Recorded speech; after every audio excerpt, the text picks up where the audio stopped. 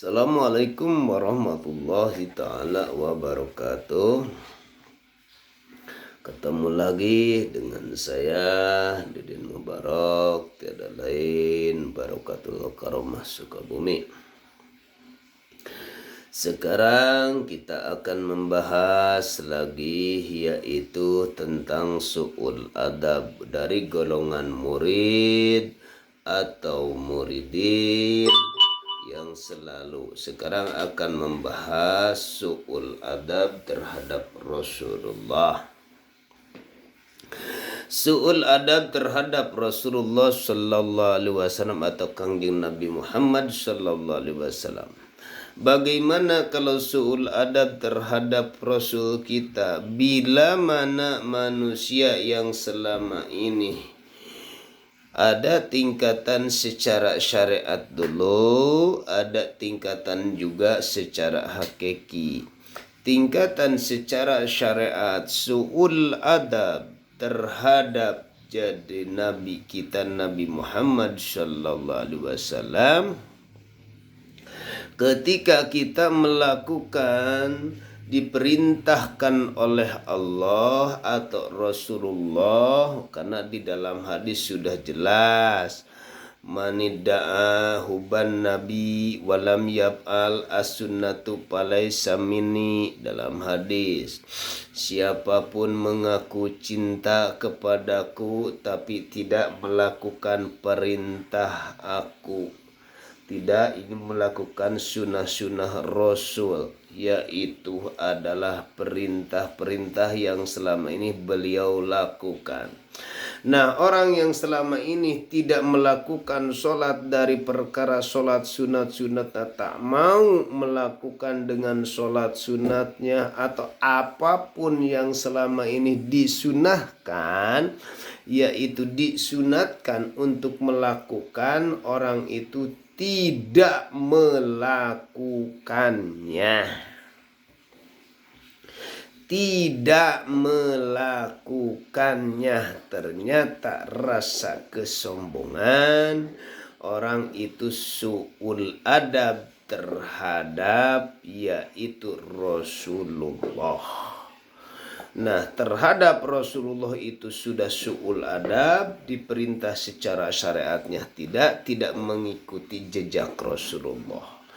Kalau secara hakikinya, karena banyak itu dari perkaraannya secara syariat. Kalau secara hakikinya, bagaimana su'ul adab terhadap hakiki, patu akhirul ukubah itu terhadap hak, maka terhadap bila mana kita melakukan sholat, nah ini melakukan apapun yang dikatakan sholat sunat, apapun yang kita kerjakan yang dinamakan sunat. Nah awas, hati-hati nih. Kalau secara hakiki, apapun yang selama ini dilakukan sholat sunat berarti ruhania. Nah, ketika kita melakukan sholat itu, kalau yang tadi secara di dunia udah kelihatan tidak melakukan sholawat, tidak melakukan atau melaksanakan sholat sunat, tidak melakukan. Nah, sekarang mah ruhania, dohir mah melakukan orang itu sholatnya, jasmaninya datanglah ke tempat sholawatan, tubuhnya melakukan terhadap Allah, yaitu melakukan tubuhnya datang sholat sunat qobliyah ba'diyah. Ternyata ruhaniyah tak merasa di situ bahwa yang melakukan itu tidak merasa diperintah oleh Yang Maha Kuasa. Yang ada di dalam hatinya adalah cuma makhluknya doang. Di dalam hatinya makhluknya, bersandar kepada makhluknya. Ku ayana bersandar kepada makhluknya, nyata Nabi kita Nabi Muhammad sallallahu alaihi wasallam. ku ayana tersandar di dalam tubuhnya adalah kemakhlukannya itu di dalam hati. Padahal di dalam hati itu gak boleh untuk bersandar kepada makhluk.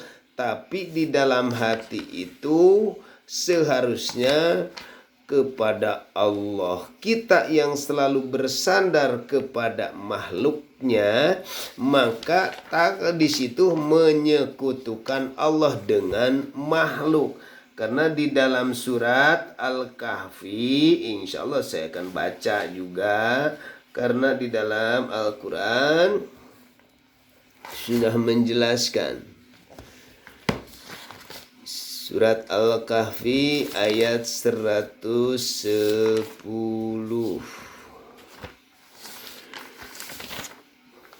Maaf. Nah, dalam surat Al-Kahfi ayat 110 telah menjelaskan Bismillahirrahmanirrahim. Qul innama ana basyarum mislukum yuha ilayya annama ilahukum ilahu wahid. Faman kana yarju liqa'a rabbi falya'mal amalan shalihan wa la yusyrik bi ibadati rabbih ahada. Nah, itulah ayat-ayat yang menyatakan bila mana ruhaniyah kita bersandar ke selain daripada Allah, berarti manusia itu su'ul adab kepada Rasul Allah. Bila mana sudah su'ul adab kepada Rasul, maka patu akhirul ukubah. Jadi merasa dengan merasa diperintah ku makhluk. Padahal itu yang merasa menyuruh kepada kita karena lihat kalau segi padilah dan padilah, padahal harus di dalam hati itu merasa yang merintah, yang mengutus kepada kita, yaitu disuruh melakukan sholat wajib sebelumnya qobliyah. Kalau secara hakikatnya itu adalah kata melakukan qobliyah itu, kalau secara mulut cuma bahasa perintah dari Allah, harus sadar.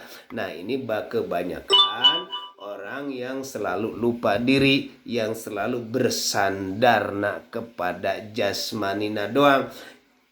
Harus bersandar kepada Gusti Allah, karena Kangjeng Rasul itu Kul innama, ucapkan ku anjeun Muhammad, anak basyarum, kaula itu basyarun, yaitu manusia, mislukum, seperti anjeun, yuha nu diwahyukeun, ilaya innama ilahu wahid, dari Tuhan yang ahad. Itulah kita harus tahu. Makanya jangan sampai napika kita tidak melakukan sholat sunat. Nah, makanya disinilah syukul adab terhadap Rasulullah yang sudah dipahami kepada Allah dan kepada Rasulnya. Kita dari dohirnya jalankan seperti biasa, sholat sunat atau baca sholawat, qobliyah dan ba'diyah. Cuman harus merasa di dalam hati kita inilah diperintah. Kita ini sebagai hamba diperintah oleh Allah, harus merasa diperintah oleh Allah.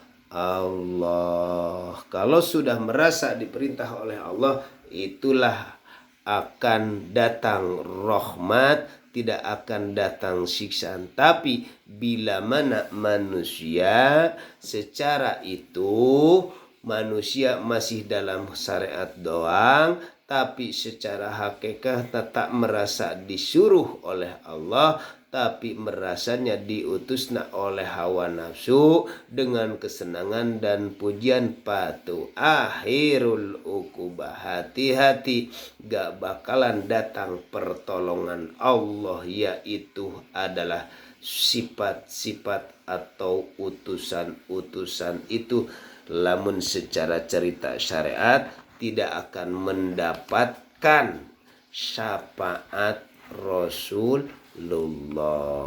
Makanya siapapun yang melakukan seperti itu, tingkatkanlah pengajian kita supaya bermanfaat dari mulai syariat, tingkatkanlah ke hakikat, insya Allah.